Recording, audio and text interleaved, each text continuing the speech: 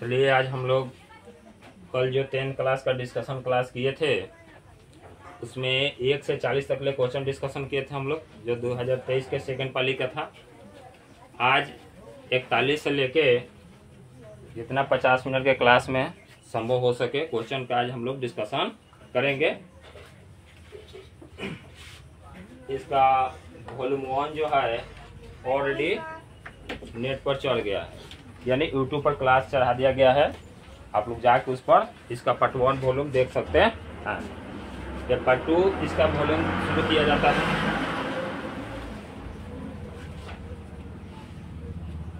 बड़ी खुशी की बात है कि आज हम लोग का सब्सक्राइबर 200 हो गया। ठीक, ऐसे निरंतर क्लास चलेगा, बढ़ते रहेगा।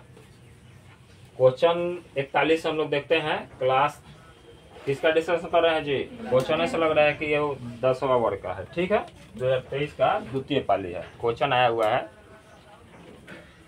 अब जितना कोचिंग का स्टूडेंट था वो सब लोग पिछला जो एग्जाम दिया है दूसरे पाली में दिया है। सबको तब पेपर यही होगा। टेस्ट लेके डिस्कशन देने का मतलब हुआ है कि आप लोग भी पता चल जाए कि कैसा क्वेश्चन पूछेगा, तब ना गलती कीजिएगा लोग। नहीं जी, पाई का मान 22/7। हाँ, याद रखो, है ना। तो वह बात पढ़ना। कह रहा है कि एक थैले में 7 लाल, ये प्रोबेबिलिटी का सवाल है, प्रेक्षता का सवाल है। ठीक, एक थैले में 7 लाल गेंद है, 8 हरा है और 5 सफेद है। सब जोड़ दो, कितना हो गया? 20।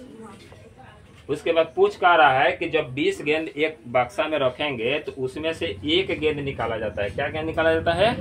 वो गेंदवा निकाला जाएगा तो क्या नहीं होना चाहिए? ना लाल होना चाहिए ना सफेद होना चाहिए। तो लाल हटा दो और ना सफेद हटा दो, तो बच क्या गया? हरा। तो हरा ऊपर लिख दो। अब हरा ऊपर लिख देंगे तो काट के देखते हैं। 4 से काटिए, 4 दूनी अब 5 का। अब 2 बटा क्या आंसर होना चाहिए? किसी को दिक्कत नहीं ना? आंसर है।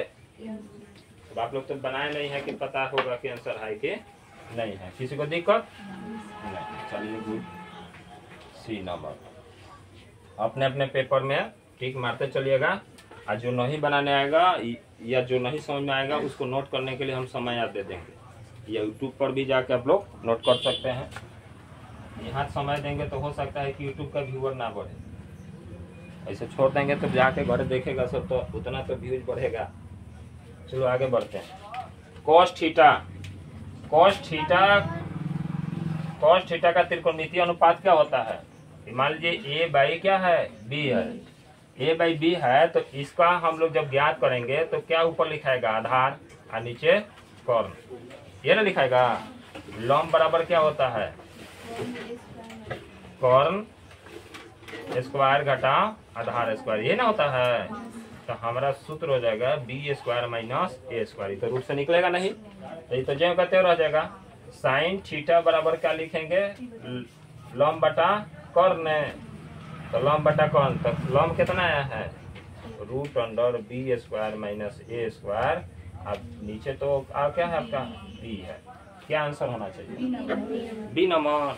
टिक मार लीजिए, बी नंबर। ये पाइथागोरस का मैं पढ़ा है सब ना?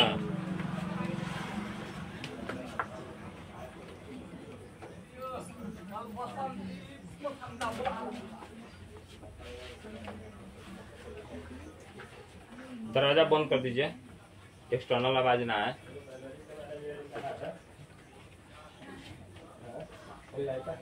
चलिए आगे बढ़ा जाए। बोल दीजिए। नहीं तो कहीं फ्लो फ्लो में कोई ज्यादा ही बोल देगा।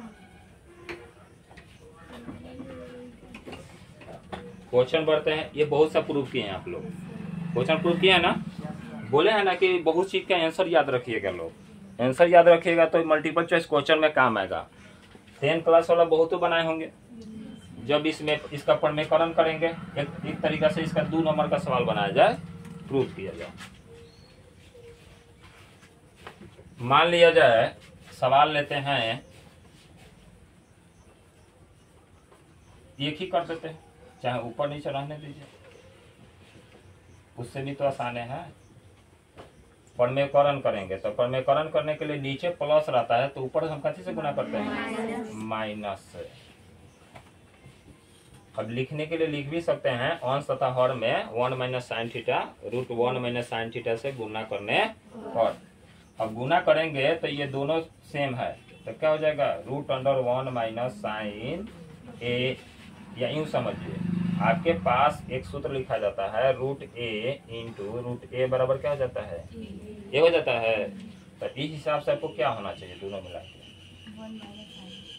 हो जाना चाहिए। अच्छा चलिए, ये एगो प्लस में है एगो, तो ये तो नहीं होगा, ये सेम तो है नहीं, तो रूट अंडर हो जाएगा 1 स्क्वायर माइनस साइन स्क्वायर ए, क्या तो ए प्लस बी और ए माइनस बी वाला फॉर्मूला लगेगा तो ए स्क्वायर माइनस, तो फॉर्मूला से बन जाएगा। अब ये बनाएंगे तो इसके आगे बढ़ेंगे तो 1 माइनस साइन ए, ये हो जाएगा 1 माइनस साइन स्क्वायर ए। अब इसका क्या लिखते हैं, तो इसका कॉस स्क्वायर होता है तो कॉस स्क्वायर ए रूट अंडर, अब स्क्वायर है रूट हट जाएगा तो 1 माइनस साइन ए बटा कॉस ए, और 1 बटा कॉस का क्या होता है, सेक, सेक होता है तो सेक। अब बीच में हमारा माइनस है तो आंसर भी क्या होगा हमारा, माइनस में ही आएगा, माइनस में आएगा ना जी। तो प्लस है या माइनस है, कौन आंसर होना चाहिए, बी नंबर होना चाहिए। आंसर बनाने आ गया, ये 2 नंबर में भी आ गया।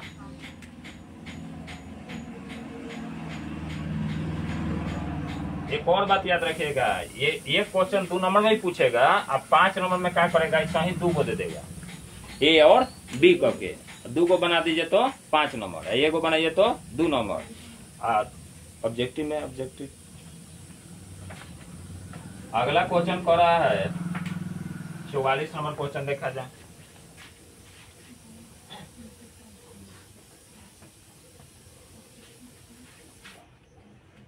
पहले दिमाग में रखना, सवाल देखो देखो किसी का 0 है कि नहीं है तो मान भरना पड़ेगा, नहीं तो देख लो किसी एक का 0 है ना तो बस 0 ही आंसर होगा। सब कोई जानते हैं कि 0 में गुना करो तो 0। अब चलिए tan 30 का मान 1 बटा रूट 3 सब कोई जानते हैं। अच्छा से साइन 30 का मान 1/2। अच्छा cot 60 का मान 1/3। अच्छा सेक 30 का कोसेक 30 का मान ऊपर 2 हो गया, अब 2 से 2, अब नीचे बच गया रूट 3, तो रूट 3 गुने रूट 3 बराबर क्या हो जाएगा 1/3। क्या आंसर होना चाहिए, डी नंबर सही है। चलिए बहुत बढ़िया। अगला सवाल कर है 45 नंबर सवाल कर रहा है कि आपके सवाल में ये बराबर क्या रखना है 45 डिग्री, तो सेक 45 प्लस कॉसेक 45 बराबर क्या हो जाएगा, अब दोनों का मान बढ़िए, सेक 45 का मान कितना होता है रूट 2, इसका भी रूट 2 क्या हो जाएगा 2 रूट। कौन सा आंसर होना चाहिए, क्या होना चाहिए, डी। चलिए ठीक है। अगला क्वेश्चन आप लोग के लिए है, बहुत अच्छा है, बता सकते हैं 10 क्लास। एक सूर्य का उन्नयन कोण 60 डिग्री है। मान लो कि ये कोई वृक्ष है और वृक्ष के ऊपर सूर्य का छाया पड़ रहा है, पड़ेगा ना जी, तो इसका अब छाया पड़ेगा तो इसका प्रतिबिंब इधर पड़ेगा, प्रतिबिंब तेल का डिपोजिट पड़ेगा ना जी। तो कह रहा है कि एक सूर्य का उन्नयन कोण 60 डिग्री है, तो मान लीजिए कि हमारा 60 डिग्री और तो 30 मीटर की लंबी छाया बनने वाली, 30 मीटर लंबा छाया बनता है, तो मीनार का ऊंचाई बताइए। तो tan 30 खाली के चलेंगे, tan 60 ना, tan 60 डिग्री बराबर ये क्या हो गया h, और नीचे क्या हो गया 30। tan 60 का मान कितना होगा, अब गुना करने का तो h बराबर क्या होगा 30 रूट 3 मीटर। क्या होना चाहिए? सी नंबर सही है। चलिए, किसी को दिक्कत नहीं ना?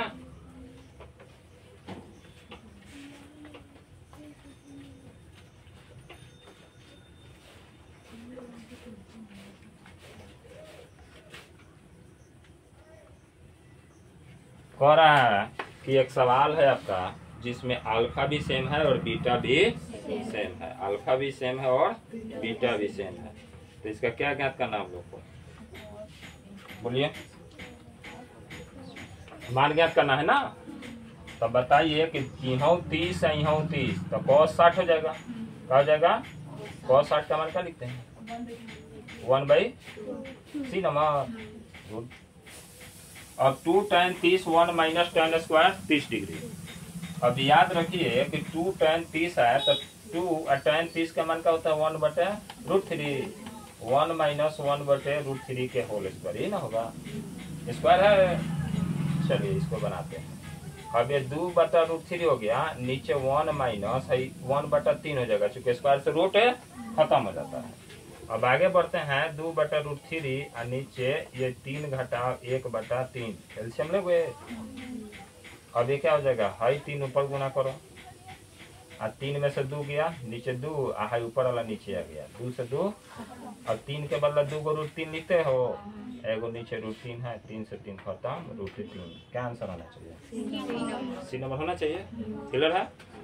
कोई दिक्कत नहीं ना?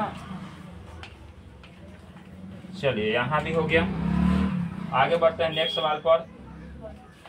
कह रहा है कि tan 65 और cot 25 डिग्री का मान ज्ञात करना है। तो क्या बताएं जी? tan का उल्टा cot होता है, और दोनों का योगफल कितना के बराबर होगा? 90 के बराबर। क्या होना चाहिए? कोई दिक्कत नहीं ना? अच्छा, कोई दिक्कत नहीं है। चलिए, अब ये सवाल है, tan 5 degree, tan 30 degree, 4 tan 85 degree. Clear है? तो अब बनाना है तो tan 5 डिग्री और 4 tan 85 डिग्री लेकर चलना है। 2 को मिलाइए, tan 30 का मान कितना होता है? 1/√3। अब tan को cot में बदलेंगे। किस में बदलेंगे? अब अंक को हटा दीजिए, अंक यहाँ लगीजिए। tan को cot में बदलेंगे तो cot 85 डिग्री हो जाएगा, क्योंकि 85 में 5 जोड़ेंगे तो 90। अब tan 85 डिग्री। आप लोग सबको ही जानते हैं कि tan और cot गुना में होता है, थीटा सेम होता है तो 1 हो जाता है। cot theta into tan theta बराबर 1। तो इतना बराबर क्या हो गया? 1। आई 4/√3। अब 4/√3 से गुना करोगे तो क्या हो जाएगा? उतना ना आएगा 4/√3। अब ऑप्शन तो दे दिया है, लेकिन अगर जो आगे भी आंसर दे, कहीं ऐसा भी आंसर दे कि 4 को /√3 को परमेकरण कर दे, तो 4/3√3 हो सकता है। कहीं आगे चल के आंसर ये हो दे सकता है। ठीक, क्योंकि हम 10th मैथ में कभी भी सवाल बनाते हैं तो क्या कहते हैं कि सवाल को वहां तक पहुंचाना हम लोग को जहां से फिर हल संभव नहीं हो। ठीक, अब ये तो ऐसे ऑप्शन दे दिया तो ठीक है, लेकिन ऑप्शन अगर जब परमेकरण करके भी तो दे सकता है 4√3/3, 4√3/3। ठीक है, यहाँ 50 तक हो गया। सब्सक्राइब चैनल कीजिए लोग। अब नेक्स्ट बढ़ते हैं, सब्सक्राइब, लाइक और शेयर, ब्रेक नहीं लगना चाहिए। ठीक, 200 व्यक्ति, अब वही जैसे 200 आदमी लाइक ही किया है, सब्सक्राइब किया है, पर पर्सन अगर जो 10-10 को कर दे, 5-5 को कर दे, तो 1000 टारगेट पार। प्रत्येक व्यक्ति अपना रिलेटिव का या किसी का मोबाइल ले, 5-5 को का सब्सक्राइब कर दे, तो पहले तो 5 दोस्तों का भला हो जाएगा। ठीक, अब प्रत्येक 5-5 का जिम्मा ले तो हमको नहीं लग रहा है कि 1000 पुण्य में टाइम लगेगा। सबसे ज्यादा चैनल फैलने वाला है शिक्षा वाला, क्योंकि सबको चाहिए शिक्षा अभी के समय में। तो अपने अपने ग्रुप में भी शेयर कीजिए, शॉर्ट वीडियो भी बना कर डालने की कोशिश कीजिए लोग, कि आपके देखा देखे दूसरे को भी फायदा हो। नेक्स्ट बढ़ते हैं, कितना तक हो गया जी? 50 तक।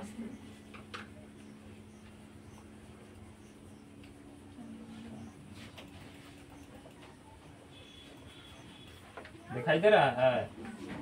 नहीं,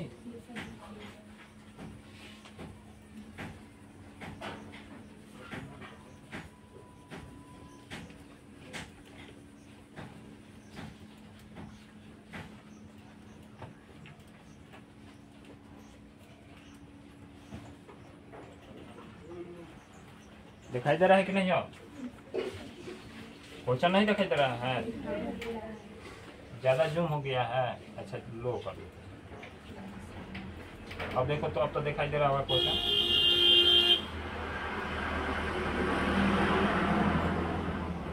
42 नंबर क्वेश्चन कर रहा है 51 नंबर कि 42 सेंटीमीटर व्यास वाले वृत्त का क्षेत्रफल ज्ञात करना है। तो सबसे पहले वृत्त की बात करते हैं। अब वृत्त का क्षेत्रफल ज्ञात करेंगे तो क्या होता है, पाई आर स्क्वायर, यही ना होता है। लेकिन आर बराबर हमरा नहीं देके क्या दिया है, डी बराबर दिया है। डी बराबर कितना दिया है, इसका आर ज्ञात करेंगे तो डी बटा 42 बटा 21 यानी 21 सेंटीमीटर हो गया। अब क्षेत्रफल का सूत्र अप्लाई करेंगे तो पाई के मान क्या होता है 22 बटा, अब यहाँ हो गया 21 गुने 21 के स्क्वायर होता है 70 की। अब देखो सबसे बड़ी तरीका, सबको गुना कर दो, 22 गुने 21 गुने 3। अब 22 में 21 से गुना करेगा तो कितना होगा बोलो? 22 3 66 पहले कर लो। 66 के 6 दूनी 12, 6 दूनी 12, 1 13। क्या आंसर होना चाहिए? Centimetre square. कौन होना चाहिए? B number. अच्छा ए नंबर में काहे नहीं होना चाहिए? 1286 हमको आया है 1386। किसी को दिक्कत नहीं ना? तो इसका आंसर मान लीजिए लोग क्या होगा, हो गया। ऑलरेडी आप लोगों के पास पेपर भी है उपलब्ध है, देख भी सकते हैं। आगे कह रहा है दो वृत्त के त्रिज्याओं का अनुपात सेम है तो क्षेत्रफल का अनुपात देखो। यहाँ कह रहा है दो वृत्त के त्रिज्याओं का अनुपात 4:3 है तो क्षेत्रफल पूछे तो स्क्वायर कर दो। क्षेत्रफल का अनुपात पूछे तो 4 का 16 तीतरी के।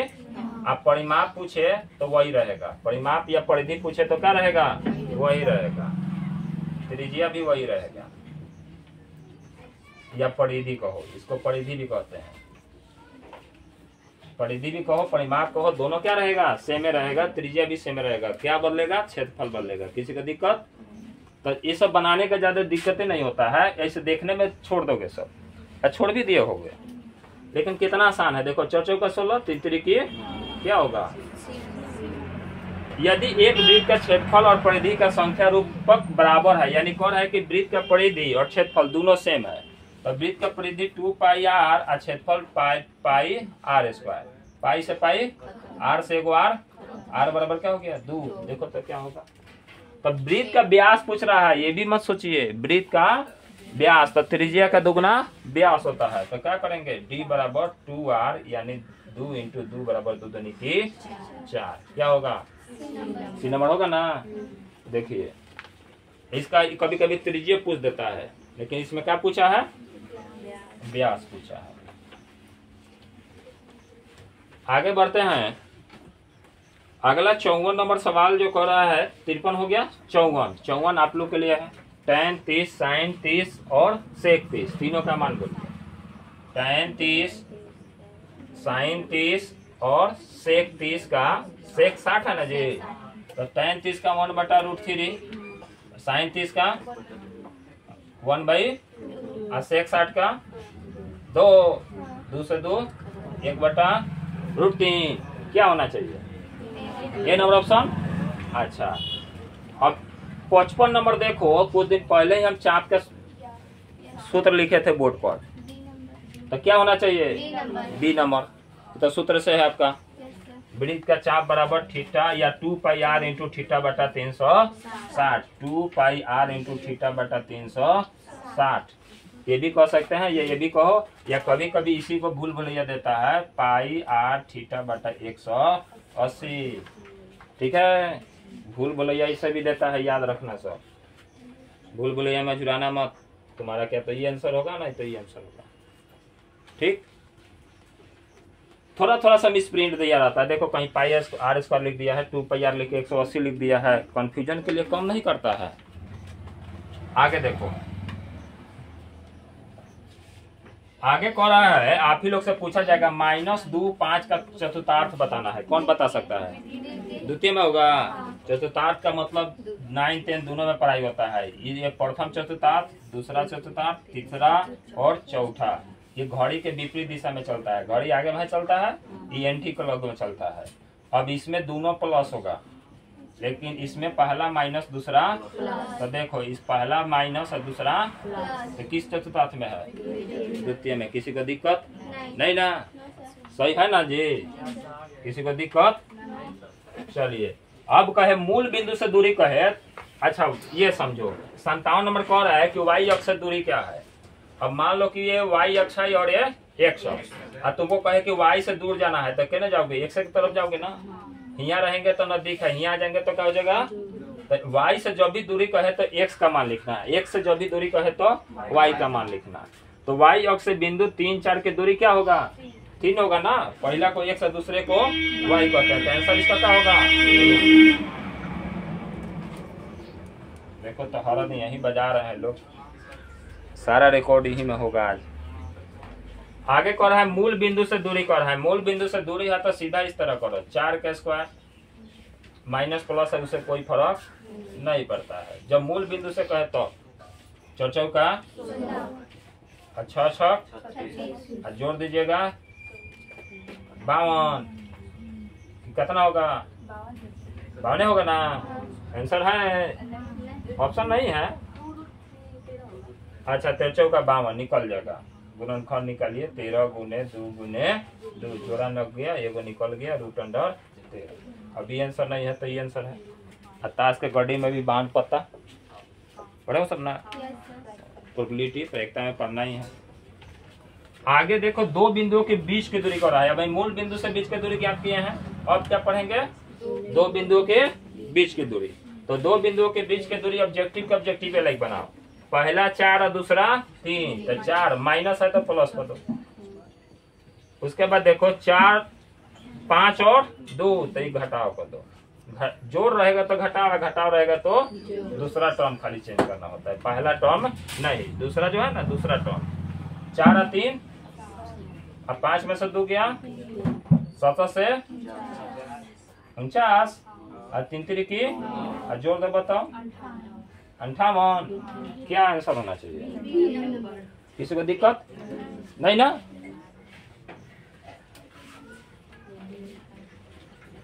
सौ में 50 को ना रंगाया होगा, सही तो बेकार है ना है। कहो आगे कह रहा है कि देखो दो रेखा के मध्य बिंदु का निर्देशांक पूछ रहा है। दो रेखा के, ये मान लो कि ये P है और ये Q है। P का निर्देशांक कितना है? -3 और 4, ये 7 और। लेकिन मध्य बिंदु के निर्देशांक है तो मध्य बिंदु का निर्देशांक के बराबर होता है x1 प्लस x2 बटा 2, y1 प्लस y2 बटा 2। ये हो गया। अब लिखिए दो मध्य बिंदु का निर्देशांक। कौन नंबर सवाल है?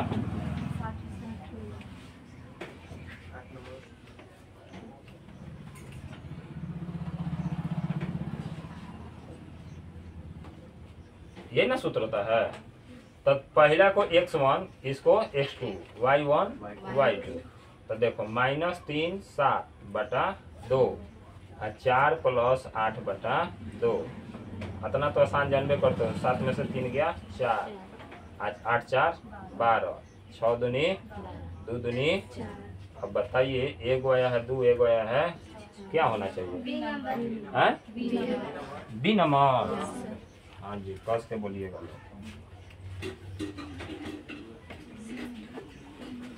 चलिए ये भी आ गया। आगे बढ़ते हैं।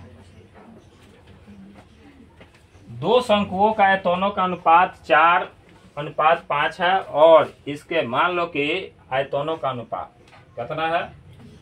तो दोनों शंकु का आयतन का अनुपात है और त्रिज्याओं का अनुपात 2 3 है। तो ऊंचाइयों का अनुपात पूछ रहा है, यही ना? तो शंकु के बताइए लोग क्या होता है? शंकु का आयतन बराबर होता है 1/3 पाई r²। ये होता है ना। अनुपात फिर 1/3 पाई r²h। मान लो ई अलग ई अलग, ठीक। अब समझो दोनों का r तो अलग अलग है,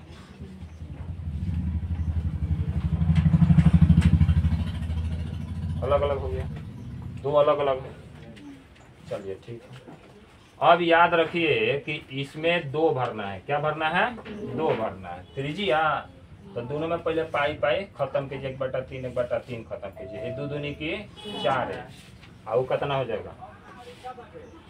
दूसरा का है 3 3 3 की 9H H1 H2 हो गया। किसी को दिक्कत नहीं ना। तो अब H1 H2 हो गया, तो यहाँ ऐसे भी बना सकते हैं H1 बटा H2 बराबर 9/4, लेकिन 9/4 ऑप्शन है नहीं है, तो नहीं है तो इस तरीका से बनाइए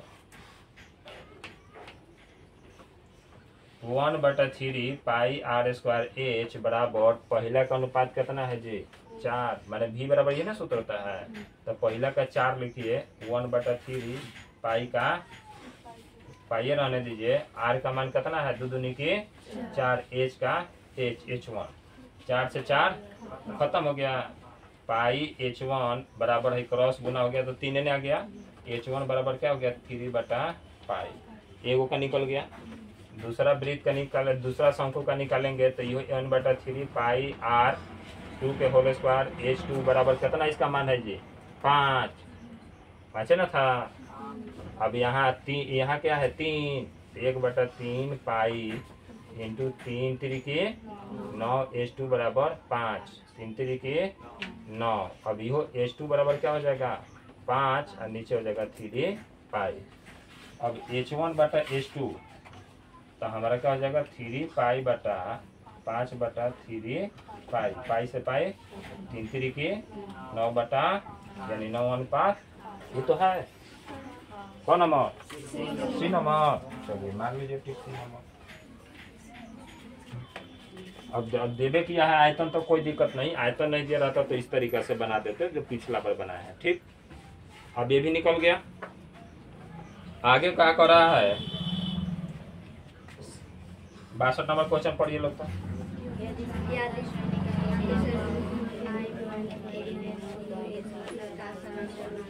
अरे इसका सर्वांतर ज्ञात करना है तो 5 माइनस 3n है तो n बराबर 1 रखो, फिर n बराबर 2 रखो, मान ज्ञात करो। मान ज्ञात करेंगे तो 5 माइनस 3 गुने 1, 5 माइनस 3 बराबर 2, 5 माइनस 3 दूनी 6, 5 माइनस 6 बराबर -1, और दोनों के अंतर बताओ सर। तो सीरीज -1 ऐसा ही नहीं बढ़ जाता, तो -1 घटाओ -2 बराबर -3, का ऑप्शन है बी नंबर बानो ऑप्शन। चलिए आगे कह रहा है 63 नंबर सवाल कह रहा है, जब भी कहे कि त्रिभुज के 3 शीर्ष है, त्रिभुज के 3 शीर्ष है, त्रिभुज ये है ABC, अब इसका मान लो x1 y1, x2 y2, x3 y3। अब मध्य बिंदु का निर्देशांक जो होता है यानी इसका क्या होता है x1 plus x2 plus x3 बटा 3, y1 plus y2 plus y3 बटा 3, इसका मध्य बिंदु का निर्देशांक। तो आप लोग भी जानते हैं, देवे किया ऊपर क्या कर दिया हुआ, पहला है 4 6, दूसरा क्या है 0, उसके बाद 5 5, कोने में माइनस नहीं खेलू, यहाँ जोड़ के आधा आधा कर दो, 5 4 6 4 10 15 बटा देखो तक का बटा 3 नो, गुड। 3 3 की पंक्ति आई, देखो लोग तो 3 5 बार सब जोड़ 10 सीधे, जब जानते बारा लोग तो क्या दिक्कत हुआ। ऑब्जेक्टिव को ऑब्जेक्टिव टाइप में बने बोलो, आगे सब्जेक्टिव टाइप बनेगा। यहाँ तक कंप्लीट हो गया। चलिए 70 तक डिस्कशन कर लिया जाए, 30 को कल डिस्कशन किया जाएगा। ठीक, 3 दिन क्लास चलना चाहिए, 100 ऑब्जेक्टिव है। अगला क्वेश्चन बहुत मजेदार है। सवाल है कि आपका 3 गो निर्देशांक है ABBC और CA, 3 बिंदु त्रिभुज का है, त्रिभुज ABC, A का क्या क्या है AB, B का क्या है BC, इसका क्या है CA। तो अब कह रहा है कि त्रिभुज का केंद्रक मूल बिंदु हो, अब त्रिभुज का केंद्रक क्या हो 0 0, क्या हो 0 0, तो इसका ज्ञात करना है, सिद्ध करके दिखाना है AQ plus BQ plus CQ बराबर क्या होगा। तो समझिए तीनों बिंदु का निर्देशांक ज्ञात करेंगे तो मूल मध्य बिंदु का वही क्या किया है ना जी, तो a plus B plus C बटा 3 और फिर b plus C plus a बटा 3 बराबर 0 0। मूल बिंदु का निर्देशांक क्या है ना, वह त्रिभुज का मध्य बिंदु का निर्देशांक, त्रिभुज का मध्य बिंदु का निर्देशांक का सूत्र यही होता है ना, क्या होता है, x1 plus x2 plus x3 बटा 3 और y1 plus y2 plus y3 बटा 3 सूत्र होता है। तो अब मान भर देंगे तो वही मान से चले हैं हम।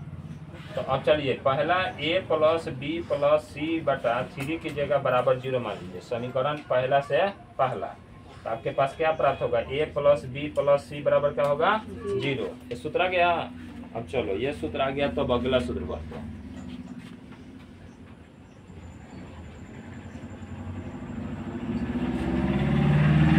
नौवा क्लास वाला सूत्र बताएगा, नौवा क्लास में यानी 9th में सूत्र में पढ़े होंगे, a cube plus b cube plus c cube minus 3ab बराबर a plus B plus c, कुछ याद आ रहा है, a square plus b square plus c square minus a b minus b c minus c होता है।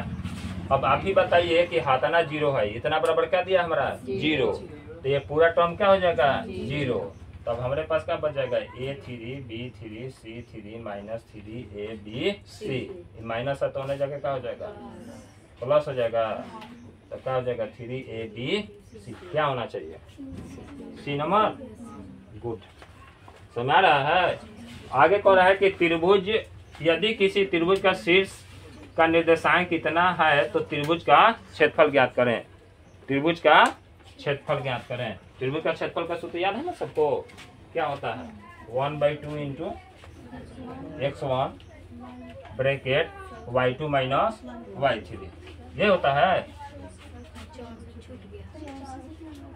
अच्छा 64 में छूट गया, चलो कोई दिक्कत नहीं।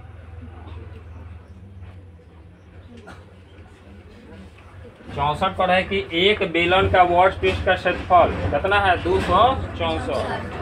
तो बेलन का वर्ग पृष्ठ का सूत्र क्या होता है बताइए लोग।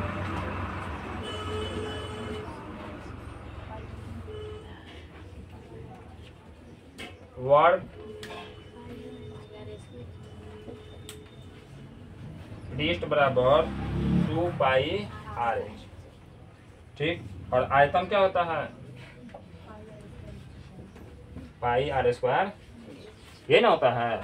इतना बराबर क्या दिया है 200, इतना बराबर कितना दिया है 924, ठीक।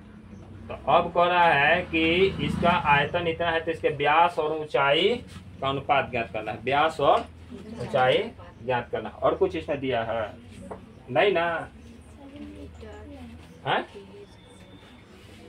क्या दिया हुआ, अरे मीटर क्यूब देवे किया है वो छोड़ो ना, इसके अलावा कोई मान दिया है नहीं दिया ना। तो चलिए इसके अलावा जब मान कुछ नहीं दिया है तो दोनों का अनुपात ज्ञात करना है, तो पहले तो हमको मान ज्ञात करना होगा ना। चलिए आयतन में क्या क्या दिखाई दे रहा है आप लोग को, पाई आर एच इंटू आर लिख सकते हैं, पाई आर इंटू आर, देखो आर स्क्वायर हो जाएगा, चलो इतना बराबर 924। पाई आर एच के मान इतना लिख सकते हैं, अब 2 से 13 दूनी 24 2 दूनी, तो अब पाई आर एच की समीकरण 1 मान सकते हैं, तो पाई आर एच का मान कितना हो जाएगा 100, आर बराबर 9 2 4 हो गया। अब आर अभी भाग लगाइएगा तो 9 2 4 में 100 घटाइए, कितना से लगेगा 7 से लगाइए, कट जाएगा 7 दूनी 14, 13 7 91 1 92, 7 बार में खत्म हो गया। आर बराबर क्या हो गया 7।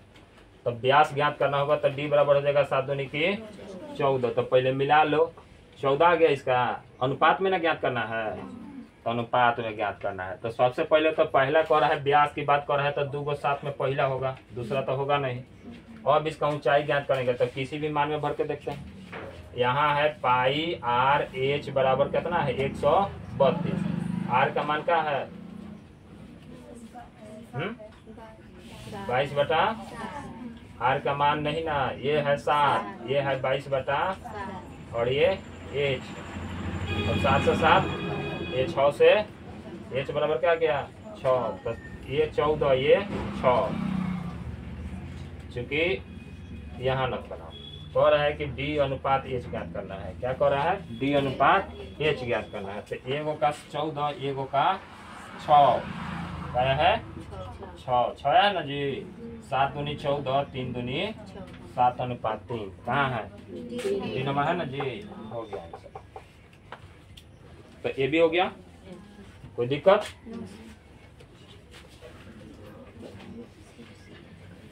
त्रिभुज का क्षेत्रफल ज्ञात करना है। त्रिभुज का क्षेत्रफल ज्ञात करने के लिए होमवर्क आप लोग को दिया जाए, बना के लाइएगा। अब बड़ी आसान है। एक त्रिभुज है, त्रिभुज का ये निर्देशांक 0 0 है ना जी। और दूसरा क्या है 0 4, और तीसरा क्या है 3 0। ठीक, यहीं से चलो x1 y1 x2 y2 x3 y3, तो 2 गो तो यहीं में 0 हो गया। नहीं समझे? त्रिभुज का क्षेत्रफल बराबर सूत्र बोलो 1/x1, तो y1 नहीं रहेगा तो y2 माइनस y3। अब x2 तो किसमें क्या रहेगा? ये रहेगा ना। अच्छा, x3 कोई दिक्कत? x1 का मान क्या है 0, तो ये सब 0 हो गया, तो लिख दो 0। x2 का मान क्या है 3, तो ये रहने दो। y3 क्या है 4, y1 क्या है 0, ये रहने दो। फिर x3 क्या है 0, तो पूरा ये समझेंगे। हाँ, अब कितना हो जाए? चरती आई 6 दूनी 6 इकाई 6 वर्ग इकाई कौन हुई? B number. कोई दिक्कत? 67 नंबर तो बड़ी मजेदार बा। भुजाओं का अनुपात 4 अनुपात n बा, तो क्षेत्रफल 4 का 16 ननवा का होके के चाहिए डी नंबर। जौन पहले दिले बा अनुपात भी सही लिखिए लो। इने कि मार दनी सी नंबर सजे सी नंबर नहीं होई तो नहीं, सी नंबर में 9 एने नहीं थे, देखे लो। चलो अगला सवाल 67 हो गया। 70 तक डिस्कशन करना आप लोग को। इसमें भी वही काम करना है। कह रहा है कि त्रिभुज ABC DEF दोनों सेम है, BC 4 है, तो इसका क्षेत्रफल 80 है। तो मान अनुपात द्वारा समझ लो। 5 है, ये मान लो 1 है, समझ रहा ना। तो क्या करेंगे 40 बटा 80 बराबर 5 बटा 1, x बराबर 80 गुने 5 बटा 4, 20 दूनी 40, 20 बचे। ठीक, अनुपात के नियम से भी बना सकते हैं, कोई दिक्कत नहीं होगा। आगे सवाल कर रहे हैं 69 नंबर कि यदि वृत्त की त्रिज्या 14 सेंटीमीटर, अब वही बना के हैं r बराबर 14 सेंटीमीटर, तो क्षेत्रफल ज्ञात करेंगे तो क्या होगा पाई r स्क्वायर, यही ना होगा। 22 बटा 14 का 2 लिख दो, 7 दूनी 14, 22 दूनी 44, 44 में फिर 14 से गुना कर दो, 4 का 16, 616। ठीक है, सी नंबर। 70 बता दें। ठीक, यदि किसी वृत्त की त्रिज्या 14 सेंटीमीटर है तो इस परिमाप क्या होता है 2 पाई r। इसी पर चलते हैं 2 पाई r। अब 2 गुने 22 बटा 7 गुने 14, 7 दूनी 22 चौका 88 हो गया। कितना आ गया डी नंबर। तो सबके आंसर हो गया। अब रह गया 71 से। चलिए आज यही क्लास को समाप्त किया जाता है। ठीक, अब इससे 71 से लेके 100 तक की क्वेश्चन की चर्चा किया जाएगा कल। इसी के साथ आज का डिस्कशन क्लास समाप्त।